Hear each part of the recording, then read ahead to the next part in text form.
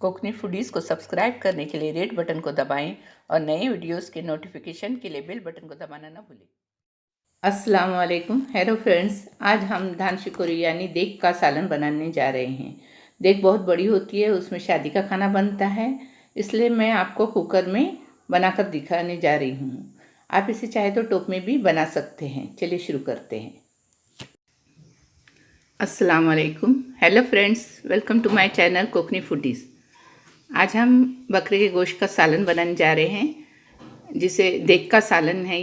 इसे कोकनी में धान शिकोरी भी बोलते हैं। जिसके लिए मैंने आधा किलो बकरे का गोश्त ली हूँ, 3 छोटे प्याज मीडियम साइज़ के बारीक काट के ली हूँ, 1 छोटा चम्मच हल्दी ली हूँ, 2 चम्मच लाल मिर्च ली हूँ, लाल मसाला, और टेस्ट के मुताबिक नमक, 1 छोटा चम्मच धनिया पाउडर, 1 छोटा चम्मच बड़ीशेप पाउडर और गरम मसाला 1 चम्मच छोटा ली हूँ, और ये 2 टेबल स्पून हरा मसाला ली हूँ, और ये 2 टमाटर बारीक पीस के ली हूँ, और ये खोपरा ली हूँ, गीला खोपरा बारीक पीस कर ली हूँ, और 1 बटाटा काट के ली हूँ, क्योंकि हमको बटाटे का सालन अच्छा लगता है, गोश्त में बटाटा अच्छा लगता है, इसलिए ली हूँ।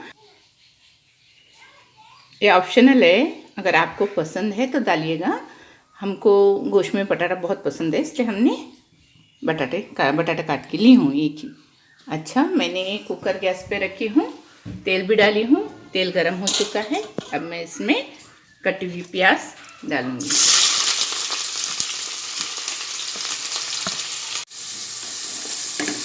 ये देखिए, हम प्याज तेल में अच्छे से भून कर लेंगे।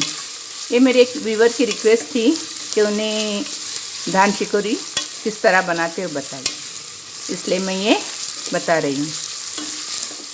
अब ये प्याज गोल्डन होने तक हम इसे फ्राई करेंगे। ये देखिए, प्याज गोल्डन हो गई है। अब मैं इसमें लाल मिर्च, हल्दी, ये सब मसाले डालूँगी।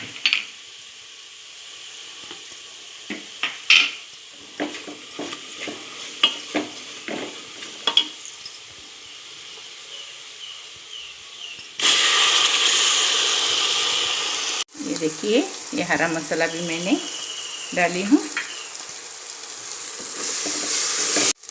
ये टमाटर की ग्रेवी डाल रही हूँ।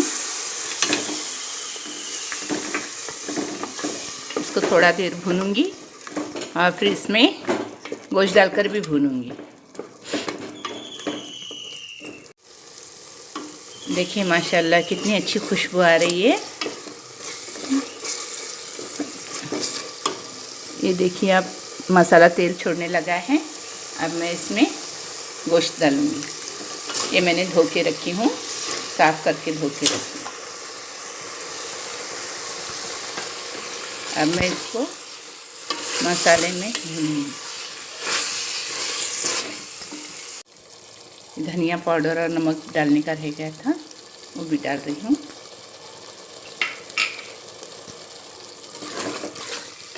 अब मैं इसे अच्छे से थोड़ा टाइम भूनकर इसमें पानी डालकर कुकर की सीटियाँ लूँगी। कुकर का ढक्कन लगाकर सीटियाँ लूँगी। बाद में खोपरा बाद में लगाएंगे और बटाटे भी बाद में डालेंगे। ये देखिए, मैंने गोश्त में पानी डाला है। अब मैं इस कुकर को ढक्कन लगाकर 4 या 5 सीटी लेने तक रखूँगी। ये देखिए, कुकर पककर तैयार हो गया और ठंडा भी हो गया है। अभी हम इसे खोलकर देखेंगे और इसमें खोपरा और बटाटे मिक्स करेंगे।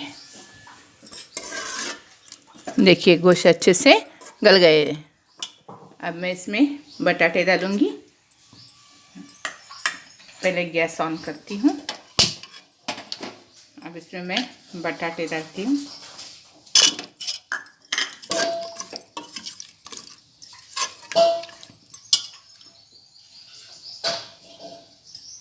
ज़रा थोड़ा ही पकने दो, फिर मैं इसमें खोबरा भी डालूँगी। देखिए इसमें बबल्स आने लगे हैं। अब मैं इसमें खोबरा डालूँगी और इसमें मैंने अक्खा खड़ा गरम मसाला पहले ही डाल चुकी हूँ, बताना भूल गई थी। अब मैं इसमें खोबरा डाल रही हूँ और खोबरे में भून रही हूँ।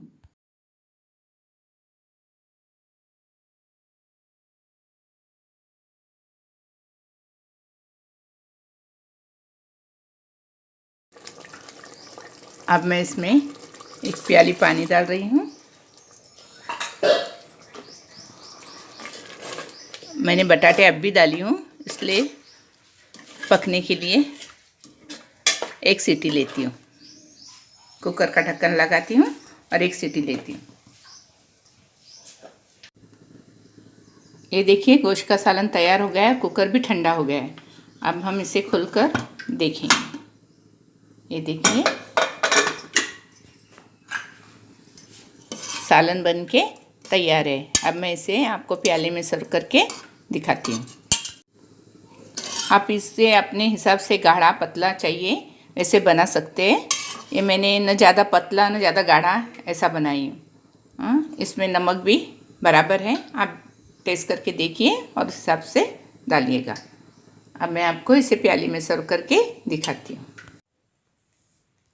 ये देखिए मैंने इसे गोश्त के सालन को धान शकुरी को प्याले में निकाल कर रखी हूँ और बड़ी अच्छी खुशबू आ रही है। टेस्ट भी बहुत ही अच्छा है। आप भी अपने घर में बनाइए, खाइए, खिलाइए और प्लीज़ मेरे चैनल को लाइक कीजिए, शेयर कीजिए, सब्सक्राइब कीजिए। Thank you.